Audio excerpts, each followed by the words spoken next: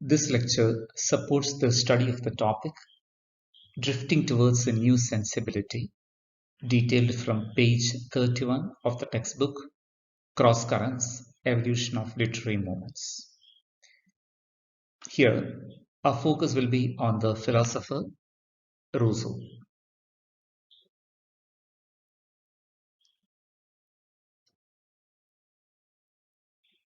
This particular module started with an introduction to the social system in the 18th century France. There is the start of the Enlightenment, where importance was given to reason.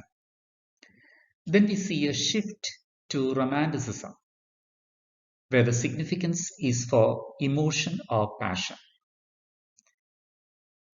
These two movements are not limited to France, but impacted the rest of Europe.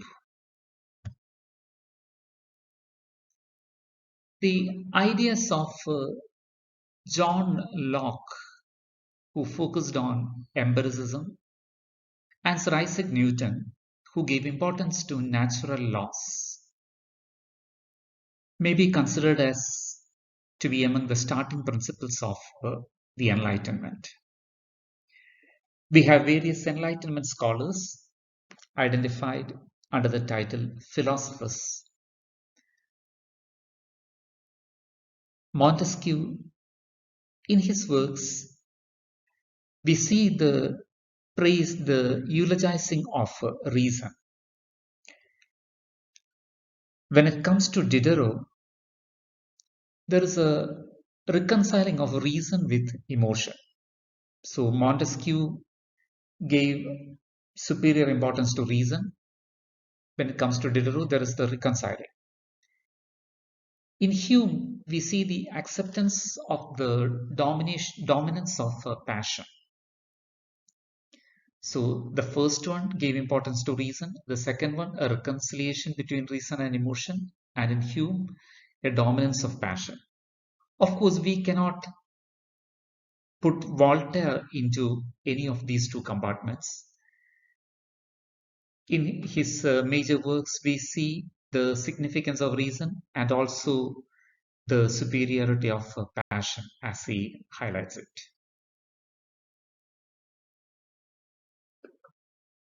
So this is the drift towards a new sensibility. A shift of importance from reason to passion. In this shift, we consider in detail two philosophers, Rousseau and Kant. There is this shift, a movement from reason to emotion. In the background, you have a revolutionary process coming up in France, a fight against the ancient regime, the people gaining power. But this shift did not weaken the revolutionary process. The French Revolution was the outcome. And the situations in France inspired the English Romantic poets. ഇവിടെ enlightenment movement തുടങ്ങുമ്പോൾ reason significance കൊടുത്തുകൊണ്ടാണ് Montesquieu പോലുള്ള philosophers work ചെയ്യുന്നത്. പിന്നെ റീസണിൽ നിന്ന് ഇമോഷനിലേക്കുള്ള ഒരു the shift in importance. പക്ഷെ ഇത് ഫ്രാൻസിലെ ആ വിപ്ലവത്തെ ഈ ഒരു മാറ്റം, ചിന്താഗതിയിലുള്ള മാറ്റം ഒട്ടും ബാധിച്ചില്ല എന്ന് പറയാം. ഇതിന്റെ ഒരു ആകത്തുകയാണ് ഫ്രഞ്ച് റവല്യൂഷൻ. ആൻഡ് ഇംഗ്ലണ്ടിലുള്ള റൊമാൻറ്റിക് പോയറ്റ്സ്, വേർഡ്സ്വർത്ത് തുടങ്ങുന്ന പോയറ്റ്സ്, അവരെ ഈ ചിന്താഗതികളൊക്കെയും വളരെ സ്വാധീനിച്ചിട്ടുണ്ട്. So here this drift is from Enlightenment to Romanticism. Romanticism inspired a whole generation of people in the next century. So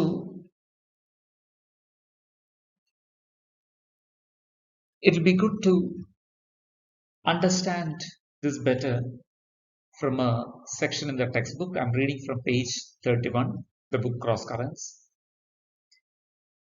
The irrepressible momentum of the upheaval in France is the result of the convergence of two distinct revolutions, as we mentioned here, Enlightenment and Romanticism. The intellectualism of the 18th century was no less than a revolution, especially in its exaltation of the status of man and in its formation of a community of radical thinkers belonging to different countries, and finally in its persistent tirade against monarchy, nobility, and clergy. So here we speak about the Enlightenment. As has already been seen, there was another revolution breaking out in the realm of ideas towards the close of the century. അവിടെ focus റൊമാൻറ്റിസിസത്തിലേക്കാണ്. While these two mighty currents catalyzed the phenomenal uprising, the younger of the movements did not culminate in the epochal event, but gathering strength from the revolution, inspired a whole generation of people in the succeeding century.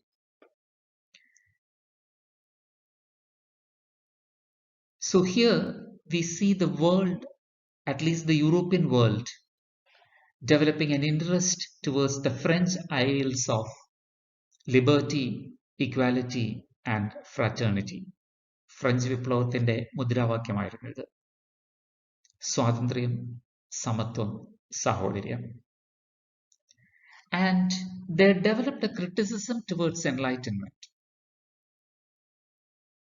So, when it is the time of the French Revolution, Romanticism was much exalted. So, we identify the French Revolution more closely with Romanticism.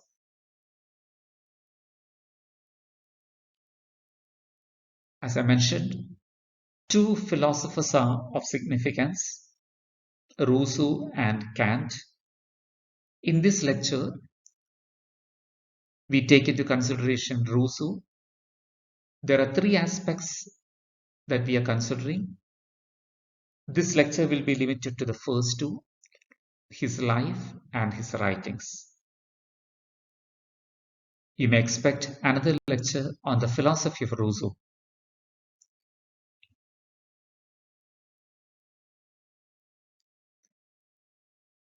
Rousseau, his life. He was born in Geneva. His mother is the daughter of a Calvinist preacher, but she died soon after his birth. He was brought up by his father. His father was a watchmaker who spent time with the little boy reading books.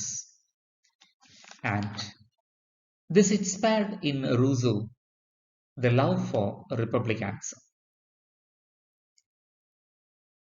As he grew up, the stories that his father used to read him were of the adventure type, but Rousseau was soon fed up with these tales of escape, and he turned his interest to Plutarch's Lives of the Noble Greeks and Romans. At this time, Geneva was much influenced by the Christian doctrines of Calvinism, which is an extreme form of Protestantism, which brought in a puritanical interpretation of the Bible.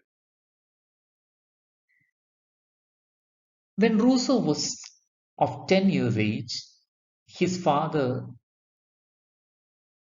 had to flee Geneva because there was some quarrel with an influential family. And Rousseau didn't see much of his father afterwards because his father married a second time. And Rousseau and his elder brother, they were taken care of by their uncle, Abraham Bernard. And 2 years They were brought up by a Calvinist priest and they received some informal education there.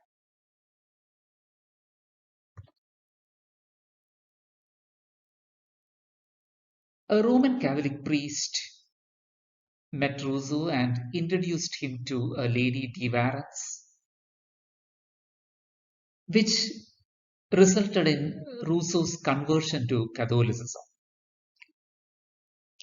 He had a very close relation with the de Warens, even idolized her, and this lady took him as a lover. She had a large library. You will remember at the start of the study of the French Revolution, we mentioned about the salons run by ladies, which were centers of discussion, where the seeds of the Enlightenment sprouted. De Warens may be considered to be one among such ladies. With an immense library, Rousseau was initiated into the world of letters. He also became the secretary to the French ambassador to Venice, and that was a chance when he came into contact with Italian music. He was an admirer, an apostle of Italian music. In fact, this even brought him into problems when he criticized French music, contrasting it with the Italian music.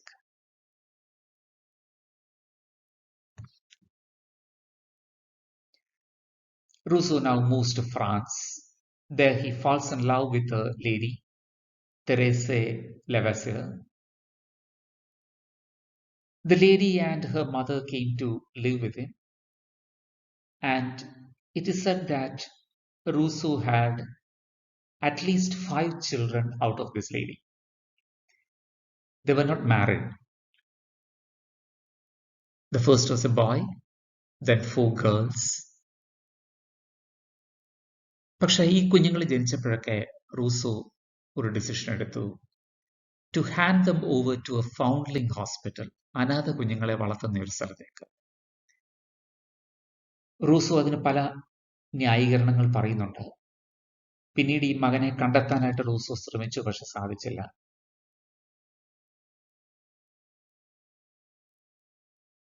എന്നാൽ Rousseau എഡ്യൂക്കേഷനെ കുറിച്ചുള്ള principles മുമ്പോട്ട് കൊണ്ടുവന്നപ്പോൾ this came up as a criticism against him. തൻ്റെ മക്കളെ വിട്ടുകളഞ്ഞ ആള് എങ്ങനെ കുട്ടികളുടെ വളർച്ചയെക്കുറിച്ചുള്ള തത്വങ്ങൾ പറയുവാനായിട്ട് സാധിക്കും? After a while, he returns to Geneva, where once again he embraces the doctrines of Calvinism, the faith of Calvinism. He had an affair with a 25-year-old girl named Sophie. And also, he was under the patronage of Madame d'Épinay, but the relation was strained at times. Madame d'Épinay, ഈ ലേഡിയുടെ വീടും ഒരു സാലൺ ആയിട്ട് പ്രവർത്തിച്ചു. ഡെലംബർട്ടിന്റെ നേതൃത്വത്തിൽ encyclopedia prepare ചെയ്യുമ്പോൾ many of the encyclopedists like Grimm, this is not the Jacob Grimm of Grimm's Law, Grimm, Diderot, D'Alembert, all these people came there. And unfortunately, Rousseau sometimes had a friction with these people in their exchange of ideas. റൂസോയുടെ മാനസികാവസ്ഥ ഒരു പ്രത്യേക രീതിയിലേക്ക് പോകുന്നത് ഒരുപക്ഷെ നമുക്ക് തിരിച്ചറിയുവാൻ സാധിക്കും. ചെറിയ കാര്യങ്ങൾ പോലും അദ്ദേഹത്തെ അലട്ടുന്നു. ആരുമായും വഴക്ക് പിടിക്കാനുള്ള സാധ്യതയുണ്ടാകും. മക്കളെ ഉപേക്ഷിച്ച് കളഞ്ഞ അദ്ദേഹത്തിന്റെ ചിന്താഗതി, all these make him peculiar and particular. Rousseau brought out his book Emily, which is on education. But towards the conclusion of the book, there were points of religion. ഇത് റൂസോ വളരെ ക്രിറ്റിസിസം നേരിട്ട ഒരു കാര്യമാണ്. So he was protected by the Duke of Luxembourg and the Prince de Conti, ഫ്രാൻസിലെ പ്രധാനപ്പെട്ട ആൾക്കാരാണ് ഇവര്. And Rousseau he flees to England, where David Hume finds him a lodging. എന്നാൽ ഡേവിഡ് ഹ്യൂമുമായിട്ടും റൂസോ പലപ്പോഴും ഉരസലുണ്ടായി. It was very difficult to accept many of his ideas. He had a paranoid fantasies. ഭയത്തിൽ നിന്ന് വരുന്ന, അകാരണമായ ഭയത്തിൽ നിന്ന് വരുന്ന ചില സങ്കല്പങ്ങൾ. And from England he returns to France. He lived a sort of a life of isolation, and he died of a hemorrhage in 1778.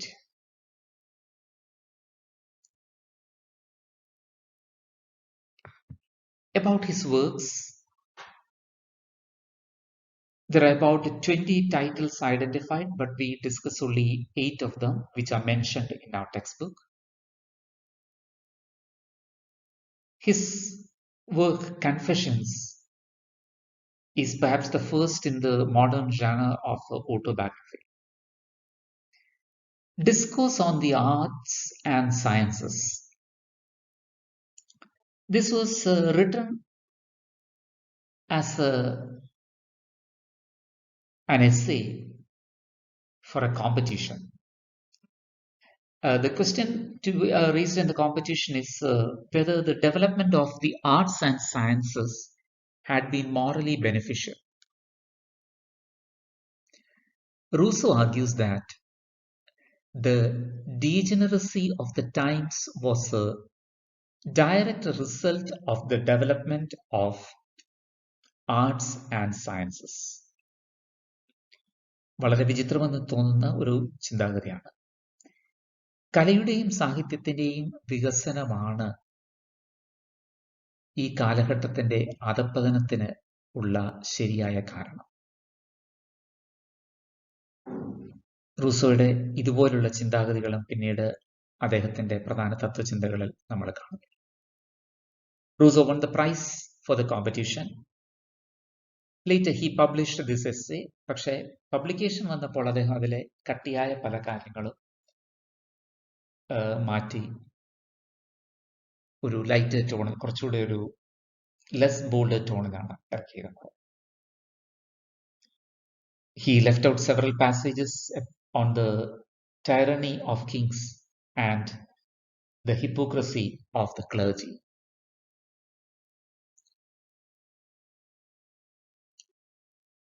Then we have a dissertation, which are articles on music he wrote for the encyclopedia.